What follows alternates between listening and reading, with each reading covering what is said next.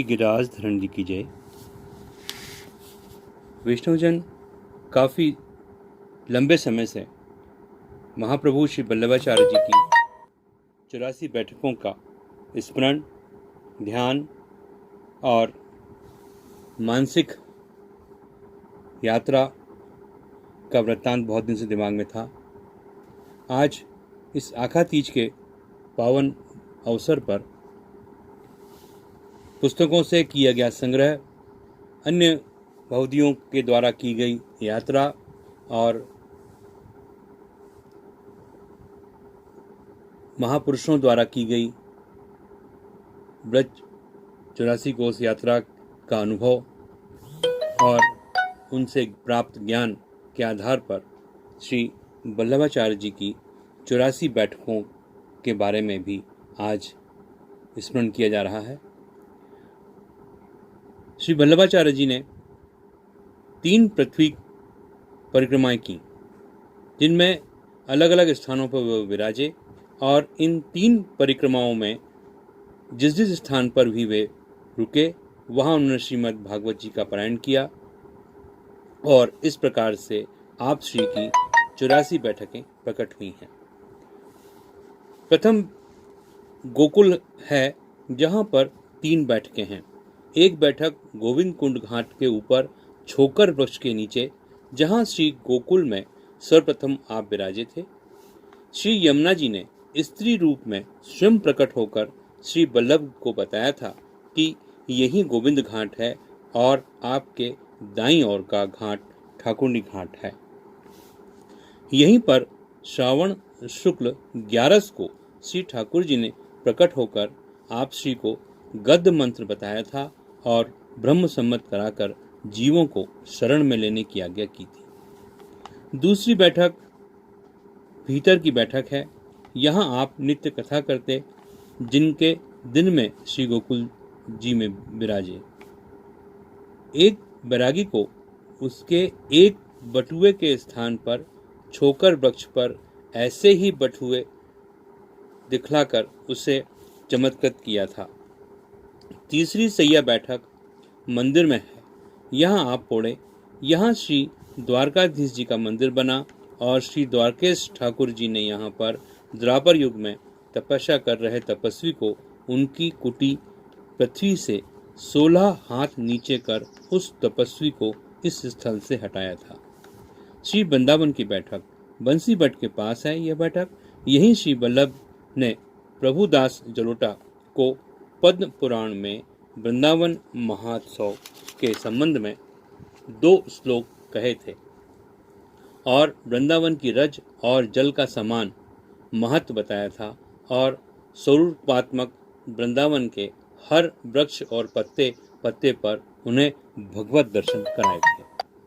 मथुरा जी की बैठक श्री विश्राम घाट के ऊपर, यह जहाँ शमशान था, आपको भगवत पारायण करना था।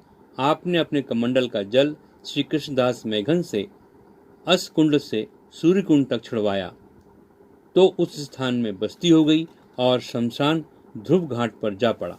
वहीं आपने वैष्णवों को अपने संग में लेकर निर्भीक हो श्री यमुना जी में स्नान कराया और वहां टंगे काजी के आसुरी यंत्र के प्रभाव को निरस्त किया। आपने श्रीहस्त से एक यंत्र लिखा और 2 वैष्णवों को उस यंत्र को लेकर दिल्ली भेजा।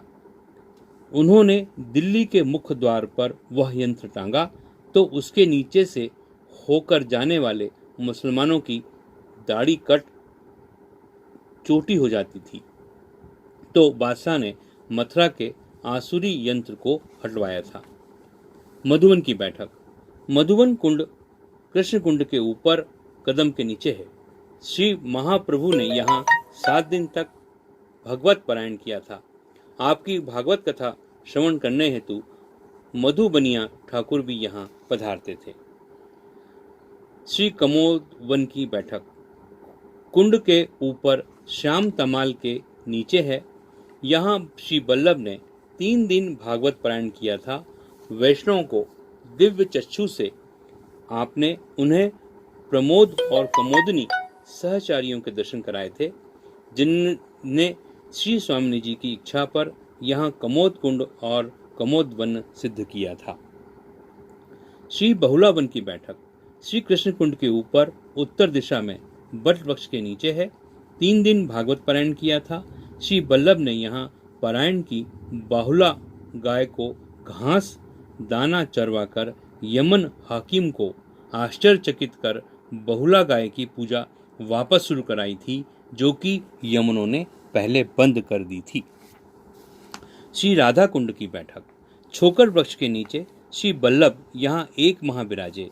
एक दिन श्रीनाथ जी और श्री स्वामिनी ने प्रकट होकर आलिंगन किया, जिससे दर्शन वैष्णव को हुए। कृष्ण कुंड को श्री कृष्ण ने वेणु से और श्री राधा ने कुंड को श्री अपने नाखूनों से खोदा था। राधा कुंड के भीतर श्री स्वामिनी जी की निकुंज है और रत्न जड़ित महल है। यहाँ वे सदा रमण करती हैं। कुसुमखर में श्री उद्धव जी गुलमलता रूप में रहते हैं। श्री बल्लभ का उनसे समागम हुआ था। श्री मानसी गंगा की बैठक मानसी गंगा के तट पर है। 7 दिन भागवत पारायण किया। सब वैष्णवों को उनके नेत्रों पर कमंडल जल छिड़क कर उन्हें दिव्य चक्षु से मानसी गंगा के दुग्धमय दर्शन कराए थे और श्री चैतन्य महाप्रभु को भी कराए थे, जो कि विगत 6 माह से इसी लक्ष्य से यहाँ भगवत नाम जप कर रहे थे। 6 घड़ी उपरांत श्री बल्लभ ने उस लीला का तिरोधान किया। चकलेश्वर महादेव नित्य आपकी कथा सुनते थे। पारासोली यानी चंद सरोवर की बैठक चंद सरोवर में नेक दूर छोकर के नीचे है। यहाँ 7 दिन भागवत पारायण किया गया था। भगवदियों को रास लीला के दर्शन कराए थे। आपने यहाँ पर भी बताया कि एक दिन में बिना कहीं बैठे श्री गिरिराज जी की 3 परिक्रमा करने पर उनके साक्षात दर्शन होते हैं। एक वैष्णव ने तदनुसार किया और कहा जाता है कि उसे दर्शन भी हुए थे। श्री अन्योर की बैठक यहाँ साधु पांडे के घर में बैठक है, जहाँ श्री महाप्रभु जी और श्रीनाथ जी का मिलन हुआ था। यहाँ 3 दिन का पारायण किया गया था। श्री गोविंद कुंड की बैठक कुंड एक पर ही है। 3 दिन भागवत पारायण किया। यहाँ आपने कुंड के समीप श्री गिरिराज के ऊपर विराजा कृष्णदास जी मैघन को संकेत से विशेष शिला बताकर उसके भीतर की कंदरा में जाने पर व्यापी बैकुंठ के दर्शन होने की बात कही। श्री मैघन तदनुसार दर्शन किए। श्री स्वामिनी जी के वरदान से यहाँ एक शुक माधुरी कक्ष पर बैठकर निरंतर भगवतान का लाभ प्राप्त करता था। श्री महाप्रभु जी के दर्शन कर उसकी शुक योनि छूटी और वह लीला में सहचरी हुआ। यहाँ चेतन महाप्रभु को आपने अपना रचित ग्रंथ कृष्ण प्रेमामृत दिया था, जैसा कि जगन्नाथ जी ठाकुर जी की आज्ञा हुई थी। श्री सुंदर शिला की बैठक श्री गिरिराज जी के ऊपर श्रीनाथ जी के मंदिर में दक्षिण भाग पर एक चबूतरी पर है। उस पर सेवा के अवकाश में श्री बल्लभ विराजते थे। एक दिन सामग्री सिद्ध होने में ढील होने पर श्री स्वामिनी जी गोपी बल्लभ धार ले पधारी थी। तभी श्री बल्लभ ने आज्ञा करी कि श्रृंगार के बाद गोपी बल्लभ भोग में देर नहीं करना चाहिए। श्री कामवन की बैठक सुरभि कुंड के ऊपर छोकर वृक्ष के नीचे यह बैठक है। यहाँ श्री बल्लभ ने 7 दिन विराजित थे और 84 कुंड में स्नान कर भागवत का पारायण किया था। यहाँ ब्राह्मण दान दी हुई भूमि को वापस ले लेने के अपराध से 50 होकर 200 वर्षों से लोगों को दुख देता था, जिसकी मुक्ति ब्रज रज से भी न हो पाई थी। आप श्री ने एक दिन अर्धरात्रि को उस पर अपनी अपरस की धोती का जल छिड़क कर उसका उद्धार किया था। वह दिव्य देव धारण कर वैकुंठ गया। वहीं आपने चरणोदय का जल एक अजगर पर छिड़क कर उसका भी उद्धार किया था। वह भी विमान में बैठकर वैकुंठ को गया था। श्री संकेत वन की बैठक राधा कुंड के ऊपर छोकर के नीचे, जहां आपने 7 दिन पारायण किया। 7 दिन पारायण का समय यहाँ की संकेत देवी सुंदर 14 वर्ष की स्त्री रूप में श्री बल्लभ के चमर डुलाती और पारायण उपरांत अंतर्ध्यान हो जाती। श्री बल्लभ के दर्शन और सेवा को आती थी। अब उसका मनोरथ पूर्ण हुआ था। श्री नंदगांव की बैठक पान सरोवर के ऊपर है। यहाँ श्री बल्लभ ने 6 माह विराज कर भागवत पारायण किया और श्री नंदराय जी को भागवत सुनाई थी। एक मुगल के घोड़े का भी आपसी ने आपकी और कृपा कटाक्ष कर उद्धार किया, जो विमान में बैठकर बैकुंठ गया, जिसे वैष्णव ने श्री भगवत के कृपा दान से दिव्य चक्षुओं से देखा था। तब मुगल ने भी आप श्री के शरण में आना चाहा, किंतु आप श्री की आज्ञा हुई कि अगले जन्म में तुम्हें अंगीकार किया जाएगा। दूसरे जन्म में वह नवा नगर में संगजी भाई नाम का मोची हुआ और उसका श्री गोसाई जी द्वारा उद्धार हुआ। श्री कोकिला वन की बैठक कृष्ण कुंड के ऊपर छोकर के नीचे यह बैठक है, जहां आपने चतुर्नाग को अपने संग के 1000 नागाओं सहित उसके चुनौती देने पर कृष्णदास मैघन के 5 सेर दूध मंगवाकर वासुदेव छकड़ा से उसकी खीर सिद्ध करवाकर सबको प्रसाद दिवाया था। आप श्री की दृष्टि पड़ने पर खीर अक्षय हो गई। फिर बंदर और मोर को खिलाया तो भी खीर ज्यों की त्यों ही रही थी। श्री खारी खंड की बैठक 7 दिन भागवत पारायण किया। यह मध्य संप्रदाय के संतन व्यास तीर्थ ने अपने लाखों सेवक और अपनी समृद्ध गादी का प्रलोभन देकर श्री बल्लभ से उनकी गादी पर विराजने का आग्रह किया। श्री बल्लभ ने ऐसी लीला की कि आप श्री के 4 दूतों ने उस दिन अर्धरात्रि को महंत को बहुत मारा, तो अगले दिन श्री महंत बल्लभ जी की शरण में आ पड़ा। आप श्री ने उसे अंगीकार किया। इस बैठक का नाम है खांडेर वन की बैठक। श्री मानसरोवर की बैठक यहाँ श्री बल्लभ ने 3 दिन भागवत पारायण किया था। यहाँ आपने एक दिन अर्धरात्रि पुरुषोत्तम स्वरूप में श्री दामोदर दास हसनानी को दर्शन दिए और बताया कि मैं स्वामिनी जी का मानने हेतु चला गया था, इससे मैंने तुम्हें नहीं देख पाया था। श्री शकुर क्षेत्र की बैठक सोरम घाट पर है।